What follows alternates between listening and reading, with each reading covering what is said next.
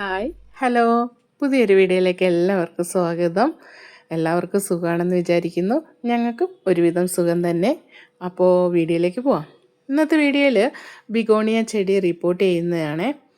അപ്പോൾ റിപ്പോർട്ട് ചെയ്യുന്ന നല്ല ഭംഗിയുള്ളൊരു ചെടിയാണ് ഇത്. കോമൺ ആയിട്ട് കാണുന്ന ഒരു ഇനം തന്നെയാണ്.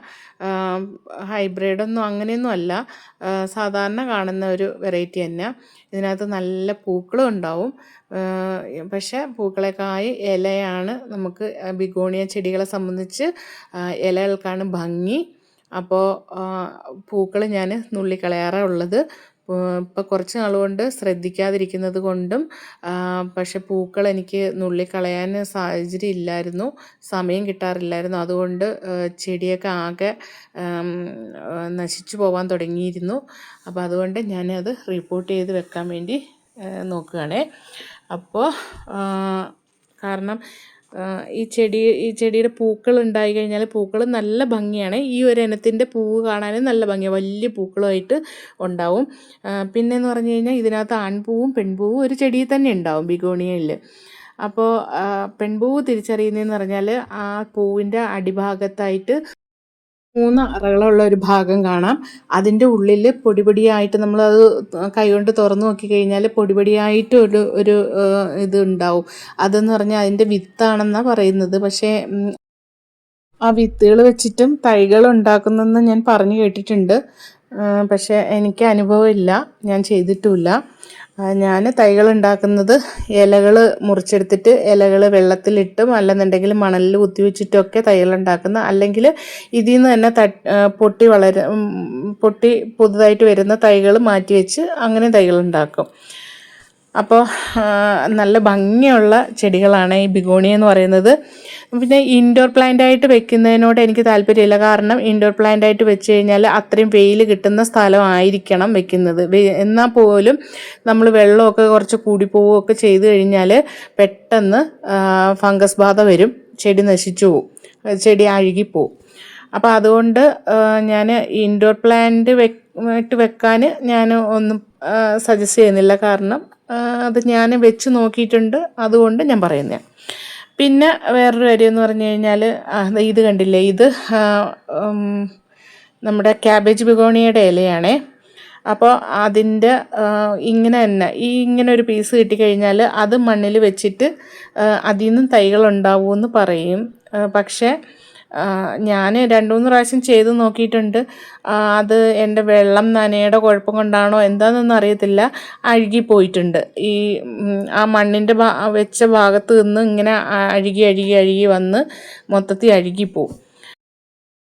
ഇനി സൂര്യപ്രകാശം നോക്കുകയാണെന്നുണ്ടെങ്കിൽ സൂര്യപ്രകാശം നേരിട്ട് അടിക്കുന്നിടത്ത് ഒരിക്കലും ഈ ചെടി വെക്കരുത്.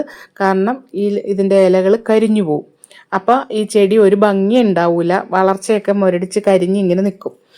അപ്പോൾ എന്താ വേണ്ടതെന്ന് വെച്ചാൽ നമ്മുടെ സൺഷെയ്ഡിൻ്റെ അടിയിലോ ഒക്കെ ആയിട്ട് വെക്കാവുന്നതാണ്. അപ്പം ആവശ്യത്തിന് വെയിലടിക്കുകയും ചെയ്യും, പക്ഷെ നേരിട്ട് അടിക്കുകയില്ല. ഇനി നമുക്കിതിന് വേണ്ടുന്ന പോട്ടി മിക്സ് എന്താണെന്ന് നോക്കാം.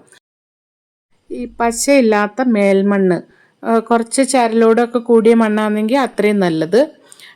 പിന്നെ ചകിരിച്ചോറ് കുറച്ച്, പിന്നെ കമ്പോസ്റ്റ് അത് ചകിരി, പിന്നെ എന്താ ഏത് മണ്ണിര കമ്പോസ്റ്റോ അല്ലെന്നുണ്ടെങ്കിൽ കരിയില കമ്പോസ്റ്റോ അല്ലെന്നുണ്ടെങ്കിൽ അങ്ങനെ ഏത് കമ്പോസ്റ്റ് ആയാലും. ഇപ്പം ഞാൻ കമ്പോസ്റ്റ് ഇട്ടേക്കുന്നതെന്ന് പറഞ്ഞാൽ മുയൽ കാഷ്ടം ഉണ്ടായിരുന്നു, അത് കമ്പോസ്റ്റാക്കി വെച്ചത് ഇടുന്നത് ഇതിനകത്ത് മിക്സ് ചെയ്തിട്ടുള്ളത്. പിന്നെ നമുക്ക് കരിയില കമ്പോസ്റ്റും ഇടാം. അപ്പം അതിനായിട്ട് ഞാനൊരു വലിയ ചട്ടി എടുത്തു. എന്നിട്ട് ആ വലിയ ഹോളുകളാണ്. അപ്പോൾ അതിനകത്ത് ഞാൻ കുറച്ച് കട്ടകൾ വെച്ചിട്ട് ആ ഹോളിൻ്റെ അവിടെ അടച്ചു വെച്ചു. പിന്നെ ഞാൻ ഇത് കുറേ നാളായിട്ട് ഞങ്ങളുടെ ഷീറ്റിൻ്റെ മുകളിൽ വന്ന് വീണ കരിയിലകൾ ദ്രവിച്ചിട്ട് ഉണ്ടായ പൊടിയാണേ. അത് ഞാൻ ചട്ടിയുടെ അടിഭാഗത്ത് ഇട്ട് കൊടുക്കുന്നു. അപ്പോൾ ഇട്ട് കൊടുക്കുമ്പോൾ എന്താ സംഭവം എന്ന് വെച്ചാൽ കുറച്ച് കഴിയുമ്പോഴത്തേന് ഈ വെള്ളമൊക്കെ ആകുമ്പോൾ അത് ദ്രവിച്ച് വളമാവും. പിന്നെ ഒന്നെന്ന് പറഞ്ഞു കഴിഞ്ഞാൽ ചട്ടിക്ക് വലിയ ഭാരം ഉണ്ടാവില്ല, പോട്ടി മിക്സ് നമുക്ക് കുറച്ച് മതി. അപ്പോൾ ഈ പോട്ടി മിക്സ് ഇട്ട് കൊടുത്തിട്ട് നമുക്ക് ചെടി മറ്റേ ഇരിക്കുന്ന ചട്ടിയിൽ നിന്ന് ഇളക്കിയെടുക്കുമ്പോൾ ശ്രദ്ധിക്കേണ്ടതെന്ന് പറഞ്ഞാൽ ഇതിൻ്റെ തണ്ടുകളൊക്കെ എന്ന് പറഞ്ഞാൽ ഈ ചെടിയുടെ തണ്ടുകളൊക്കെ എന്ന് പറഞ്ഞാൽ വളരെ ലോല, നമ്മൾ തൊട്ട് കഴിഞ്ഞാൽ അപ്പോൾ ഒടിഞ്ഞു പോകും, അങ്ങനത്തെ ഇലയാണേ. അപ്പോൾ അതുകൊണ്ട് വളരെ ശ്രദ്ധിച്ചിട്ട് വേണം ചട്ടിയിൽ നിന്ന് ഇളക്കാൻ. അപ്പോൾ കണ്ടില്ലേ, ഞാൻ ആ പോട്ട് ചെയ്ത് വെച്ചേക്കുന്ന പോട്ടി മിക്സിനകത്ത് മണ്ണരയുണ്ട്. അപ്പോൾ അതിൻ്റെ അർത്ഥം എന്ന് പറഞ്ഞാൽ അത്രയും നല്ല സോഫ്റ്റായിട്ടുള്ള പോട്ടി മിക്സാണ് അതിനകത്തുള്ളത്. അപ്പോൾ അതുകൊണ്ടാണ് മണ്ണരയ്ക്ക് നല്ല പിന്നെ അതിനകത്ത് ജീവിക്കാൻ പറ്റും. പിന്നെ ഈ കട്ടിയുള്ള മണ്ണൊക്കെ ആണെന്നുണ്ടെങ്കിൽ ഇതിൻ്റെ വേര് ഓടൂല, അപ്പോൾ ചെടികൾ വളരൂല, അങ്ങനെയൊക്കെ ഉണ്ട്. എല്ലാ ചെടിക്കും ഉള്ളത് തന്നെ. കാരണം അതിൻ്റെ വേര് യഥേഷ്ടം ഓടാൻ പറ്റുന്ന പോട്ടി മിക്സ് ആയിരിക്കണം, എന്നാൽ മാത്രമേ മുകളിലോട്ട് ഇലകളും തണ്ടും ഒക്കെ വളർന്നു വരുള്ളൂ. അതെല്ലാ ചെടികൾക്കും അങ്ങനെ തന്നെ. അതേപോലെ തന്നെ ബിഗോണിയയ്ക്ക് കുറച്ചും കൂടെ, കാരണം അതിൻ്റെ വേരുകളെന്ന് പറഞ്ഞാൽ അത്രയും നേർത്ത വേരുകളാണ്. അപ്പോൾ ഞാൻ പോട്ടി മിക്സൊക്കെ ഇട്ടു. പിന്നെ ഇതിനകത്ത് വരുന്ന രോഗങ്ങളെന്ന് പറഞ്ഞാൽ ഫംഗസ് ബാധ മെയിനായിട്ടുള്ളത്. അപ്പം എന്ത് ചെയ്യുക, കൂടുതൽ വെള്ളം ഒഴിക്കുമ്പം നമ്മൾ ഫംഗസ് ബാധ വരും. പിന്നെ നമ്മൾ ഇൻഡോർ പ്ലാന്റൊക്കെ ആയിട്ട് കൊണ്ടുവന്ന് വെച്ച് കഴിഞ്ഞാൽ സൂര്യപ്രകാശം അടിക്കത്തില്ല, അപ്പോൾ വെള്ളം കൂടിയിട്ട് അപ്പോഴും ഫംഗസ് ബാധ വരും. അങ്ങനെയൊക്കെയുള്ള സമയങ്ങളിലാണ് ഫംഗസ് ബാധ വരുന്നത്. അപ്പോൾ അത് ശ്രദ്ധിച്ചാൽ മതി. അപ്പോൾ നമുക്ക് സാഫോ അങ്ങനെ എന്തെങ്കിലുമൊക്കെ യൂസ് ചെയ്യാവുന്നതാണേ. പിന്നെ വളമെന്ന് പറഞ്ഞു കഴിഞ്ഞാൽ പിന്നെ ഞാനിപ്പോൾ പോട്ടി മിക്സിൽ ഈ കമ്പോസ്റ്റൊക്കെ ഇട്ടിട്ടുണ്ട്. അപ്പോൾ പിന്നെ ഇനിയിപ്പോൾ ഒരു 2-3 മാസത്തേക്ക് ഒന്നും നോക്കേണ്ട ആവശ്യമില്ല. പിന്നെ അത് കഴിഞ്ഞിട്ട് വേണമെന്നുണ്ടെങ്കിൽ നമുക്ക് ജൈവ സ്ലറികളൊക്കെ ഉണ്ടല്ലോ, നമ്മളെ വീട്ടിലുള്ളത് തന്നെ, വെജിറ്റബിളിൻ്റെയൊക്കെ അങ്ങനെയോ അല്ലെന്നുണ്ടെങ്കിൽ ജൈവ വളങ്ങളോ ഒക്കെ വേണമെങ്കിൽ ഇട്ട് കൊടുക്കാം. പിന്നെ അല്ലെന്നുണ്ടെങ്കിൽ 19-19-19 ഖരാവസ്ഥയിലോ ലൈനിയായിട്ടോ ഒഴിച്ചു കൊടുക്കാം.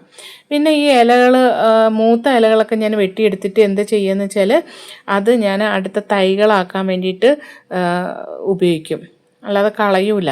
പ്രത്യേകിച്ച് ഈ ചെടിയുടെ ഇലകളെന്ന് പറഞ്ഞു കഴിഞ്ഞാൽ നമുക്ക് അത് മണ്ണിൽ വെച്ചാലും വെള്ളത്തിൽ വെച്ചാലും ഒക്കെ തൈകൾ ഉണ്ടാവുന്ന ഇലയാണേ. അപ്പോൾ ഇത്രയൊക്കെ ഉള്ളൂ. പിന്നെ നല്ല ഭംഗിയാണ്. എല്ലാവരും ഈ ബിഗോണിയ ചെടികൾ ഒരു ചെടിയെങ്കിലും മേടിച്ച് വീട്ടിൽ വെക്കാനും ശ്രമിക്കണം. ഒരു ചെടിയെങ്കിലും ഉണ്ടെങ്കിൽ അതിൽ നിന്ന് നമുക്ക് കുറേ തൈകൾ ഉണ്ടാക്കുകയും ചെയ്യാം.